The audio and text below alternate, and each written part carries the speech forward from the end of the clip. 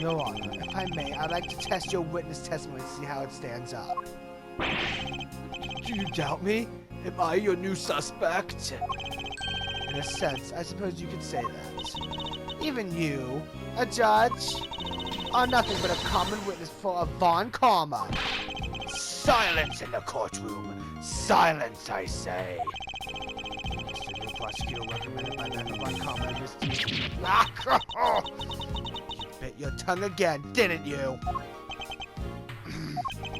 As a defender of the law, I could never give false testimonies. You can even place me under oath if you want. Very well then, your testimony if you please.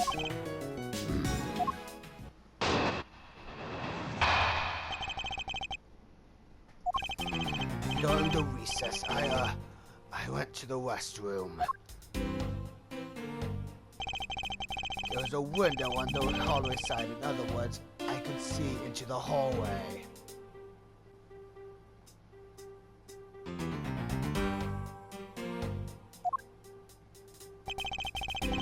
As I entered, I saw that detective buying something from the vending machine. But when I was about to exit the restroom, he had completely disappeared. A detective that goes missing while on duty? That sounds mighty suspicious to me!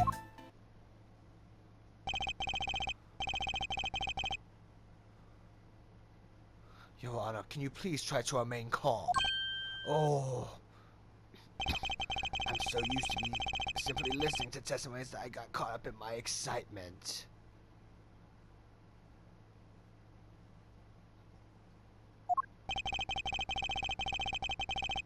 I'm sorry, Your Honor, but I'm afraid I'm going to have to spoil your fun now.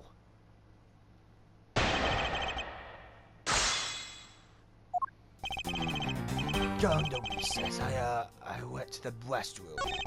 There was a window on the hallway side. In other words, I could see into the hallway. As I entered, I saw that detective buying something from the vending machines. But when I was about to exit the restroom, he had completely disappeared. Objection! Was that finger wag for me, Mr. Edgeworth? And don't you know it's rude to set objection while someone is giving testimony? If you truly are a man of the law, then you must always be vigilant. For example, I never let an opportunity to set objection pass me by. Miles Edgeworth, it's one thing to be passionate about your job, but this is real life. Some people may say is the pot calling the kettle black. Your Honor, I wonder if you might take a look at this for me. What is that filth? How dare someone dirty the hallway bench like that? Who is the culprit? That party is hereby found guilty of uncleanliness. You must know the uncuffed bench, Summer, has already been placed under arrest thanks to your earlier testimony, Your Honor.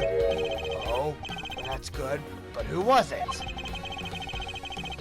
We were able to discover something from the smuds on the bench. Namely, Detective Gumshoe's fingerprints. Not happy with committing this murder, he had to go and dirty the courthouse too. Guilty! Your Honor, please calm down. Oh, it's true that the detective is the one who made the mess on the bench. We have not yet established that this accident is related to the double murder. What do you mean? I believe that the detective bought a pack of Swiss rolls from the vending machine, and then promptly sat down on the bench to eat one.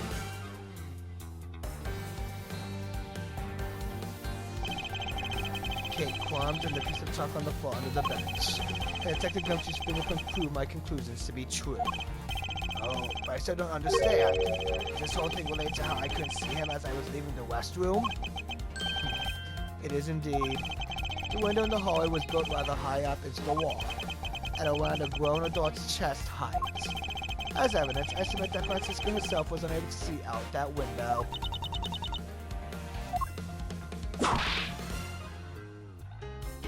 I knew I shouldn't have used her height as evidence. Basically, what this means is that the area directly under the hallway window is a blind spot when the hallway is being viewed from the men's restroom. Then it seems that you have made the connection. if someone were to sit on the bench under the window. Yes, even someone as large as Detective Gumshoe would effectively disappear from sight. What?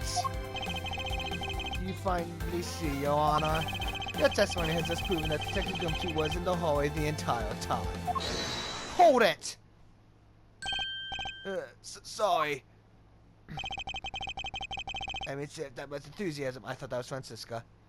My apologies. Hold it!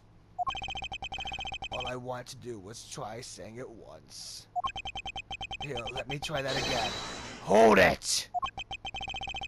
Is there something of value that you'd like to say? Yes, actually, there is. I remember something else just now. Mr. Edgeworth, please allow me to testify to the court one more time. Even if we overruled him, he'll just keep on talking, wouldn't he? That might not be a bad thing. The more info, the better in a perfect investigation, right?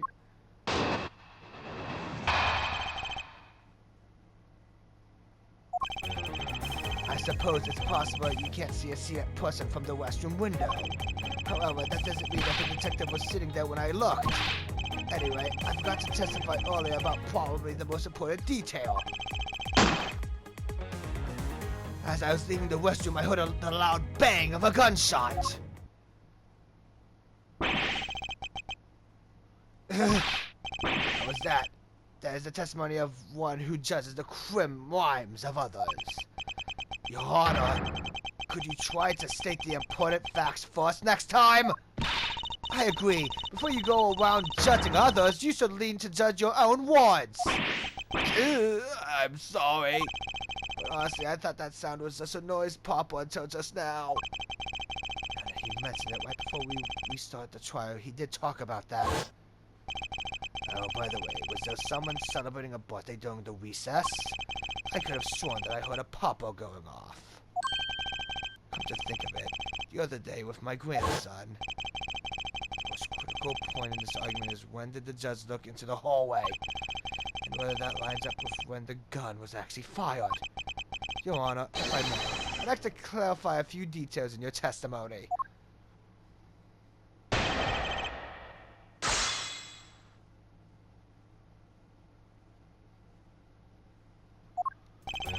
I suppose it's possible you can't see a seated person from the restroom window.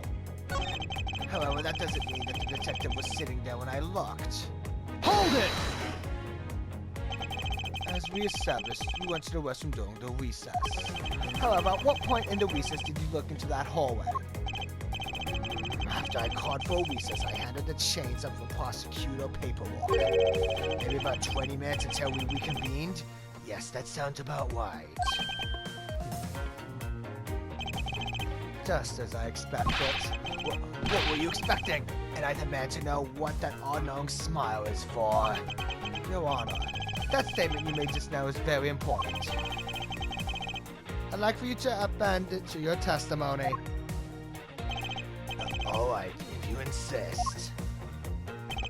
Let's see, I looked into that hallway about 20 minutes before we were to reconvene. Objection! You're on. I cannot allow you to make an objection. What? Your Honor, I'm really sorry, but I cannot allow you to not allow me to make an objection. You can't! I've been overruled! Your Honor, there are simply too many holes in your testimony for my tastes. What do you mean by that? You claim that you heard the gunshot during the recess, but that is simply not possible. This is the new prosecutor recommended by Manfred von... Ah! Instead of biting your tongue, why don't you bite your... Ah!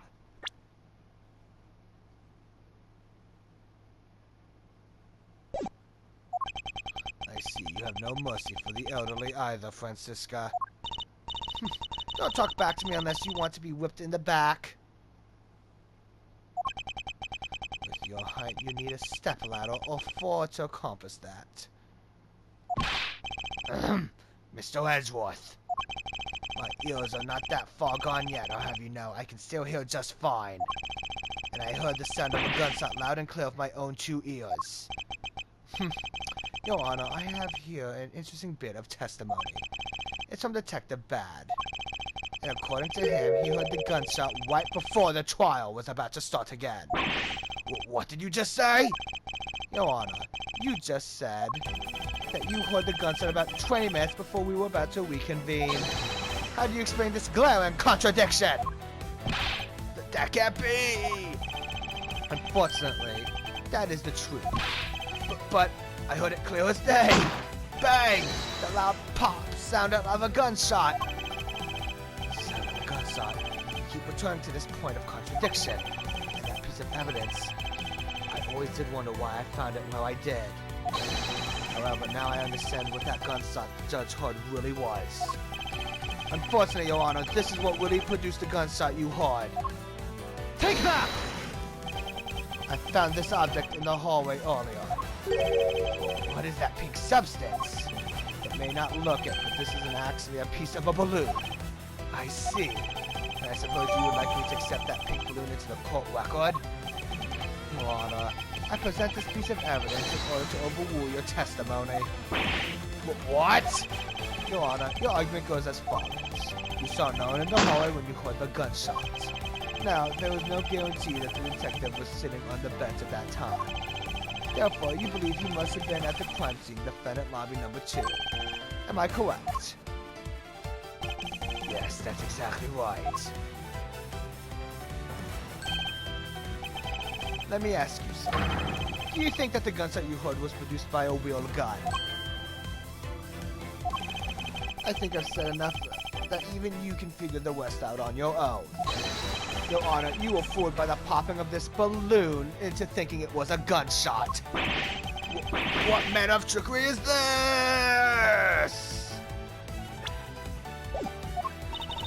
That was a good effort you put forth, Miles Edgeworth. But if it was me, I'd have wrapped this thing up before the judge even testified. To elaborate on how one ends up something before it can even begin. Well, to be honest, I did think that the sound was a bit off from a real gunshot sound. But who could have guessed that someone would pop a balloon in a place like this? That's true. One doesn't usually think balloons in conjunction with courthouse.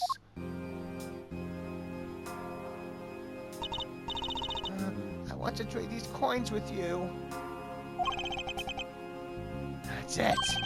That balloon that girl was holding, it explains everything.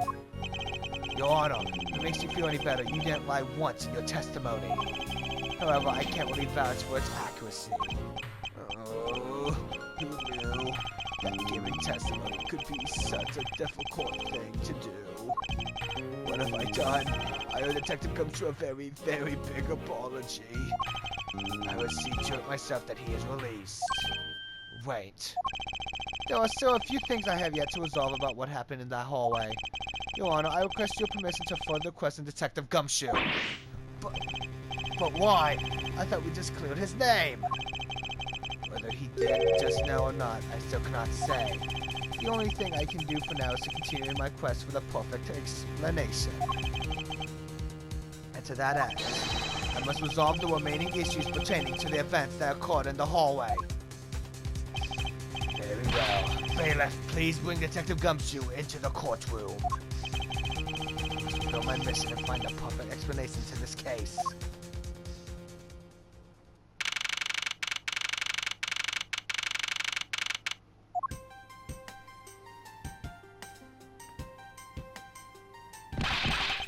What is it now? Is it time for me at my trial already? I already told you a gazillion times, bro. I didn't do it. I'll be the judge of that, Detective Gumshoe. No, you won't. I'll be the judge of that. No. I'm the judge around here, and I'll be the judge of that. Why can't you guys be a little less judgmental? Oh my God, the judge voice is coming my throat. Jesus Christ.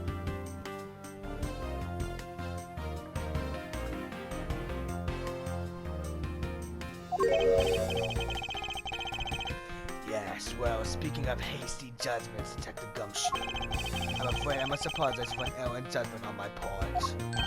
Your Honor, I don't believe you should apologize just yet. We have yet to prove he is completely innocent of this crime. I guess so. What are you guys talking about? In any case, I would like you to testify as your actions while you were on guard duty. And please remember, you are not on trial. This is all just a part of the investigation. As such, you may still be found to be innocent. However, if you should give false testimony... My whip will object loud and clear. If you are found to be lying, you will be held indefinitely. Understood? I got you, pal.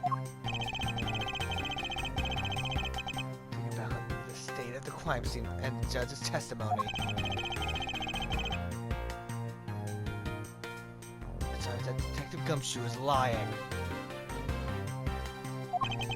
If I can't break his lie, then we may never get a break in this case.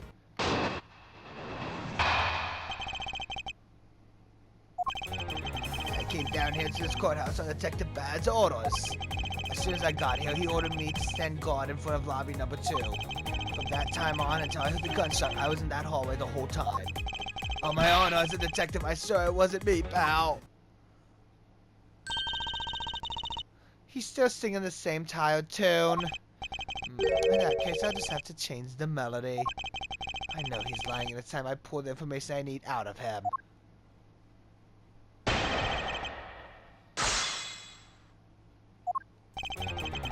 came down here to this courthouse on Detective Bad's orders. As soon as I got here, he ordered me to stand guard in front of lobby number 2. From that time on until I heard the gunshot, I was in that hallway the whole time. Hold it! Claim to have been in that hallway the whole time. However, is it not a fact that you did something while you were in that hallway? Of course I did something. I got at the door to lobby number 2, pal. What else? Very well then. What exactly does guarding that door entail? Well, to put it simply... Oh, I know. It was my job to stand in front of the door without moving an inch. Oh. Detective Gumshoe, you mean to tell me that you didn't take a single step away from that door to lobby number 2? Is that really what you wish to testify to the effect of? You got it, pal! I didn't take a single step away from that door, just like I was ordered to. Ordered not to.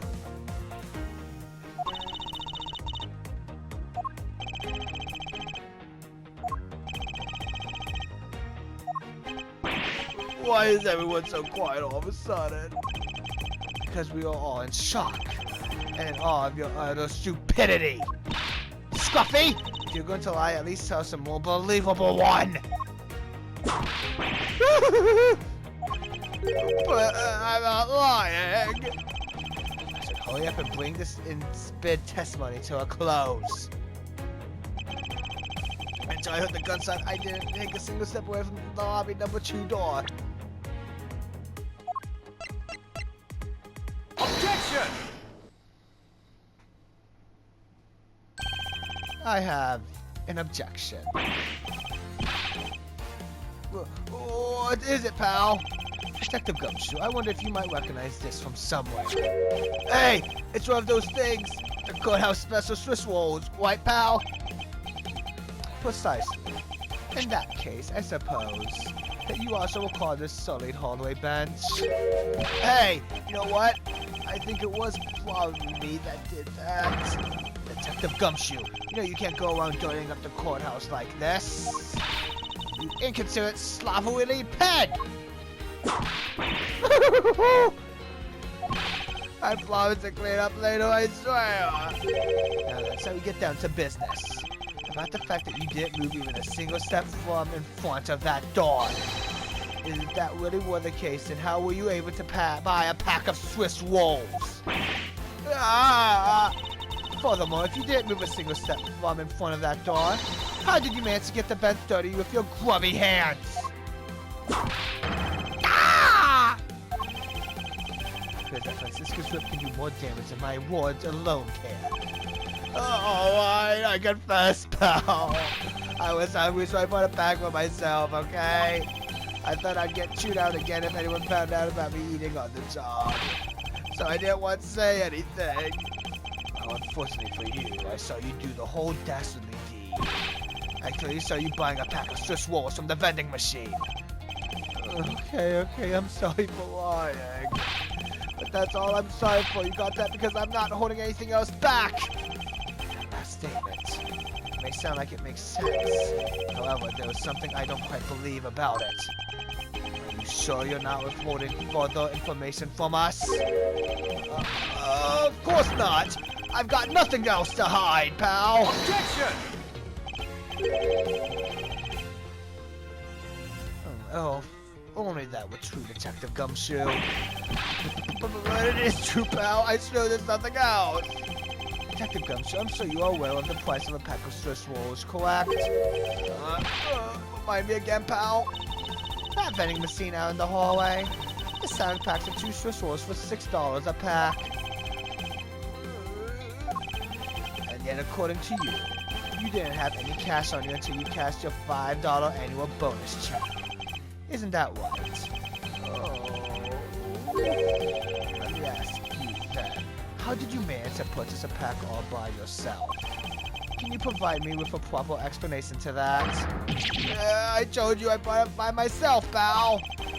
There wasn't anyone else in that hallway with me. So there's no one who could have helped me buy it. Wait, don't tell me. You got some kind of proof that there was someone else in that hallway, don't you? Correct. As if you could. I mean, what are the chances of that? Wait, you do. Of course I do.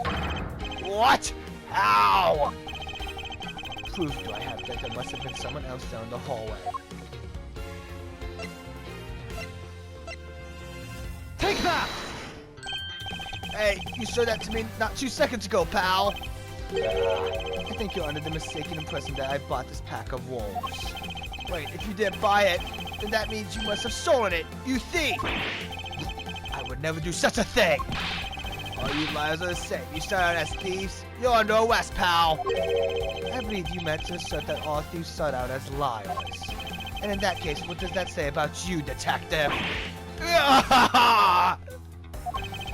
This particular Swiss roll was dropped by a certain someone. Oh. There were 2 rolls in this package. You ate one of them. But you then gave the other one to a certain other person, didn't you?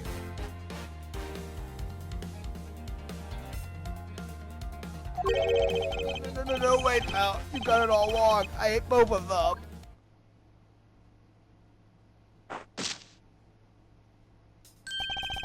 It would appear that we've caught you at last. Hey, don't you dare do anything bad to that girl! It would appear that they do know each other after all. So, why do you continue to come up to me and kick me? Have I wronged you somehow? I have a name, and it's K!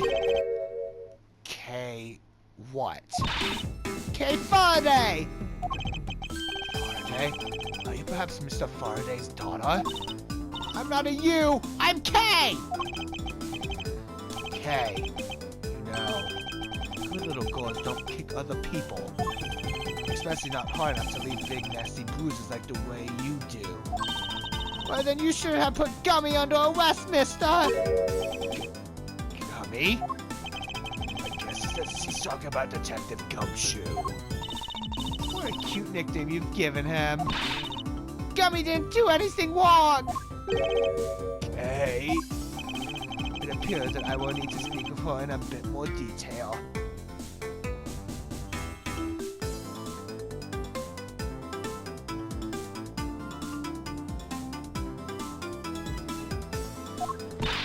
Rawr!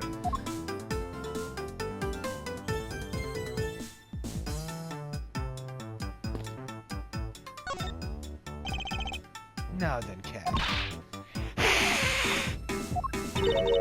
She's like a stray cat. I should feed her something. Take that! Okay, I promise to give this to you if you calm down. Oh, Swiss roll! It really belongs to you, though. doesn't it? Yeah, I was saving it for Daddy.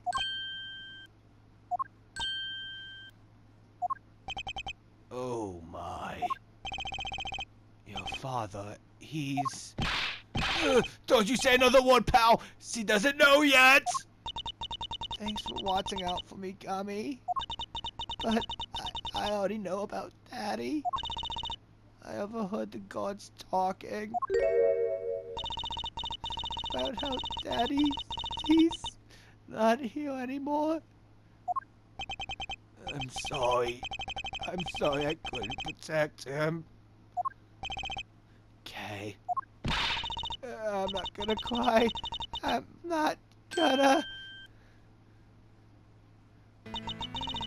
cry. It's alright. Let it all out. Father just passed away after all. I myself was also involved in a case at this courthouse when I was a young child. A case in which my father, who was a defense attorney, passed away. All of my dreams of becoming a lawyer were crushed into fine ash on that nightmarish day. Even now, the wound festers deep in the depths of my soul. Ever since that incident, I dedicate myself to locking away every criminal I can. And now, to have this happen right in front of me. This child, I feel a certain shared fate, a common bond between us. Miles Edgeworth, what sort of gentleman are you? Are you going to just stand there and watch a lady cry? You're right. Sorry about that. Okay. Here, how about we use this handkerchief here and dry your little eyes?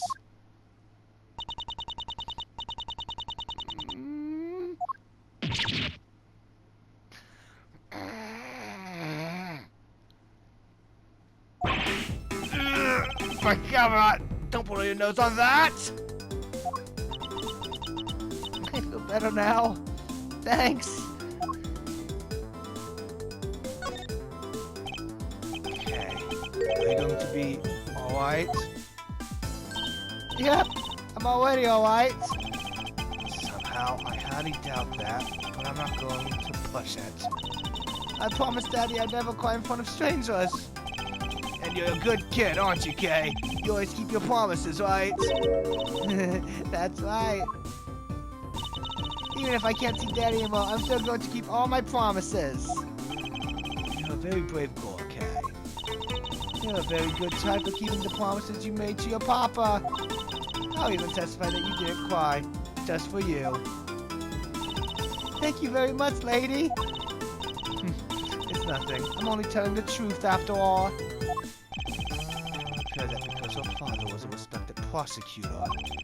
Let's just get sympathetic to Kay's feelings. Okay, what kind of person was your father? That he was a hero of justice!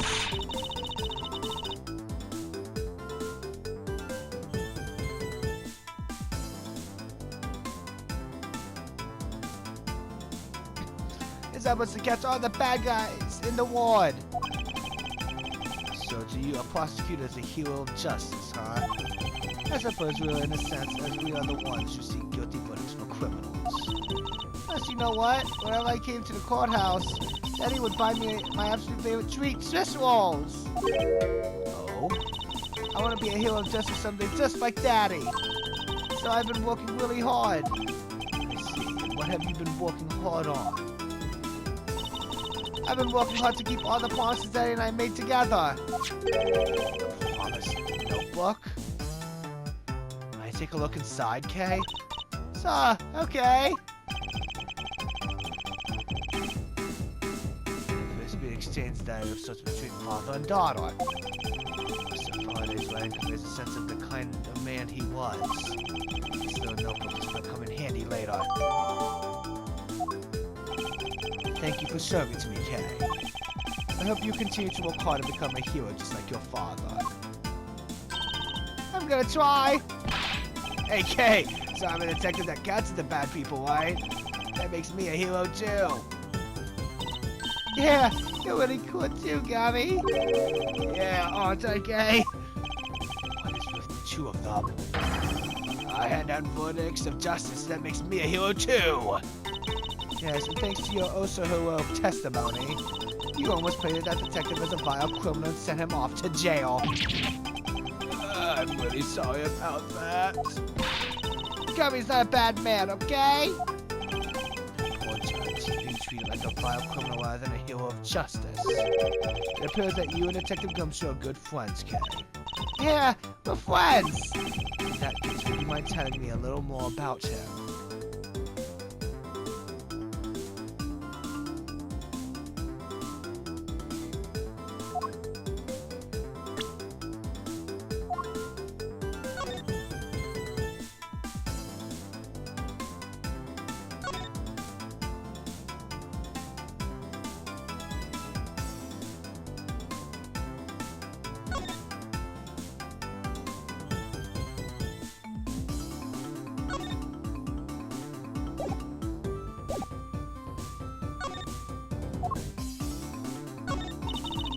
It's a promise notebook Daddy and I made. I have to be a good girl and keep all of the promises we wrote in here. May I take a look inside for just a second? So, okay. There are more than just the 5 I thought there were. Or 6. If you ever have a boyfriend, you must bring him to meet Daddy right away. Promise number 7. Even when you have a boyfriend, never forget that I love you the most. I certainly don't envy the poor saps he falls in love with.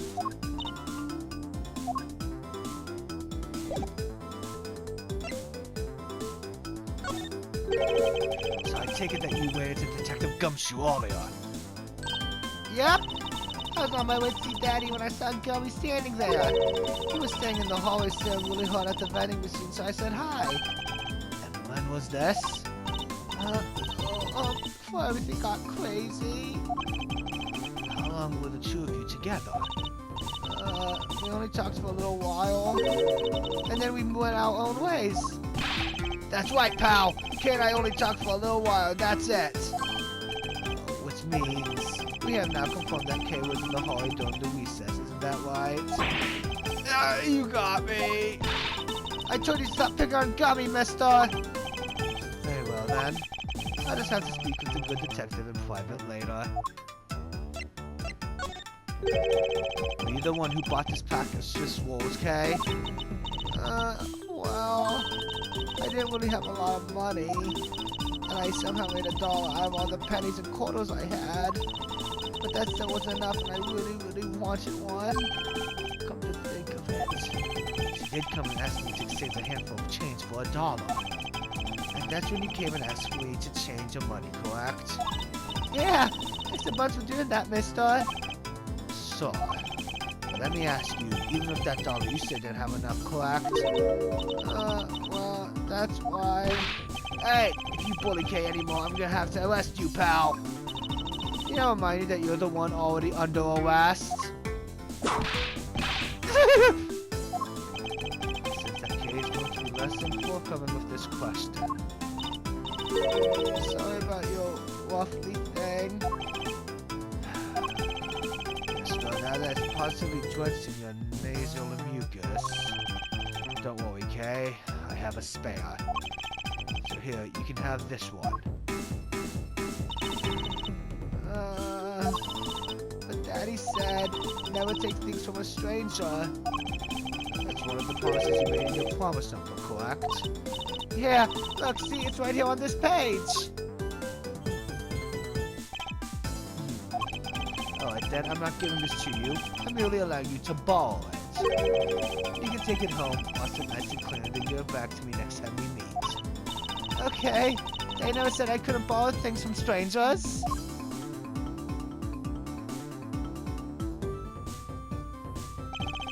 Now to Detective Gumshoe. Uh-oh.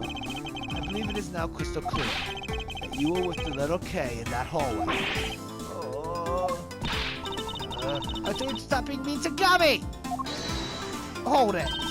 Miles Edgeworth, there is still something you have yet to resolve. I beg your pardon. You still haven't offered an explanation for why that man would lie to us. That's... well... don't tell me you lied for my sake. Hey, don't worry about it, Kay. Everything's gonna be okay. So that's why. So what was Detective Gumshoe's motive for lying? If you can't explain that, then you can't call this a perfect investigation. His reason for lying is very simple. What? Here is what I believe to be his reason. From simple observation of the detective's actions and his interactions with Kay. It's obvious that the detective was lying for the young girl's sake. And this piece of evidence will show you exactly why. That Detective Gumshoe was lying on account of Kay. Take that! So, Faraday and Kay's promise notebook? How does this explain anything? If you could take a look at this page, it's clearly written that Kay should never take things from a stranger. When Detective Gumshoe heard about that promise, he tried to cover for Kay. What a foolishly foolish fool's fool for foolishly reason for a fool!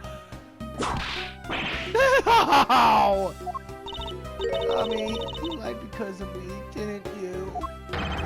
Because I'm your friend, Kay, that's why. At last, Detective Gumshoe, can you please tell me the whole truth now? Guess there's no beating you up, pal. Okay, I'll spill the goods. I've been standing guard for a while. I was getting really hungry, and that snack vending machine was taunting me. All the cash you had on you was $5, and that was enough to buy anything, right? After all, the cheapest item in that vending machine is a $6 pack of Swiss rolls. Yeah, but then like an angel from heaven, Kay showed up.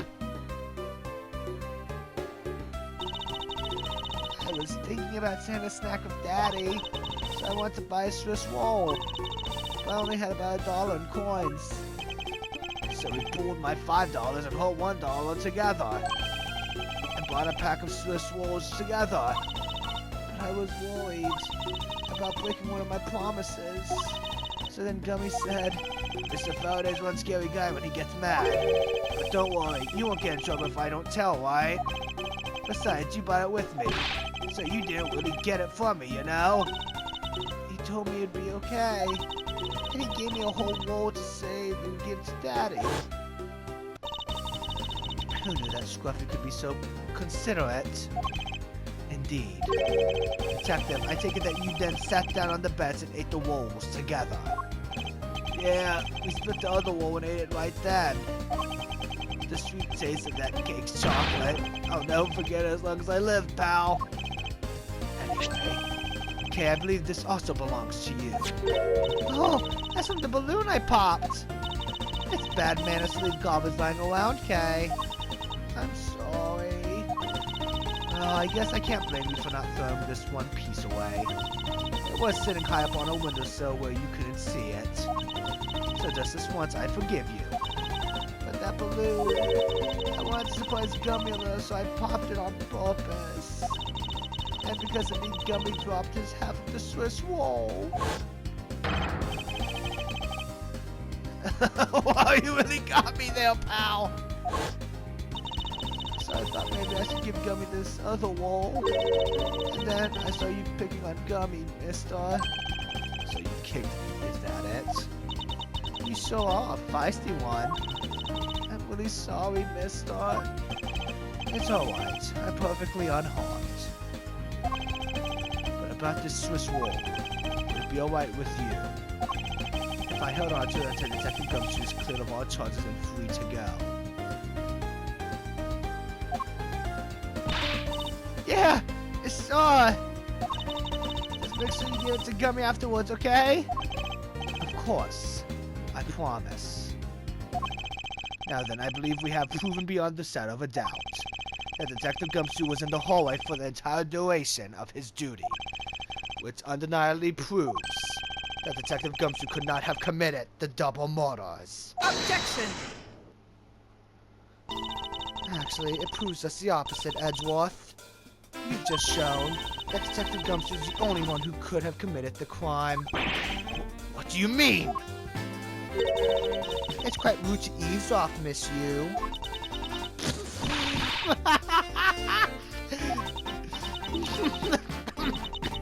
Getting lectured on manners by a girl with a penchant for whipping people. What? How dare you talk back with such insolence? You're wrong, lady. Gummy's not the bad guy. And what have we here? What is a child doing here in a courthouse? Bailiff, please take this child away. What? Miss Costa, you. That girl is Mr. Faraday's. I know. So what? You think just because she's the victim's daughter, she gets to just one ride all around the crime scene? I think it's actually quite dangerous for her to speak nothing of getting underfoot. I suppose you're right, however. As long as we're in agreement on that point, let's get back to the real issue at hand. Now then, Detective, you were in front of the door to lobby number 2 the entire time, correct? Yeah, but... You see, isn't it obvious that it could only be the detective? He is the only person who could have gone into lobby number 2 at the time of the murders. Wait, I have no counter-arguments to that! Don't worry, I've already put in the necessary paperwork for his formal arrest. But the investigation is far from over. Oh, that's right, I was going to speak with you about that. Don't you think it's reckless to talk to the suspect out in the open without a guard? I suppose it is. Oh, as someone with more experience in law than you, allow me to share something. Always keep a good eye on a criminal, or you may regret what comes of your negligence. Oh, Miles, I can't believe you're letting this woman lecture you like this! This is unforgivable as a disciple of Von Karma! Down, Tigress.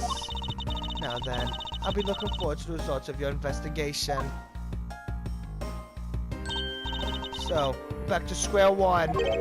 Actually, this is our last chance. I can tell that if we fail to solve this case, Detective Gumshoe will be formally charged under all of the circumstantial evidence. This investigation is not over yet. There's still one location we have yet to inspect. It's where Detective Bad and Miss Yu were at the time of the crime. Lobby number 1.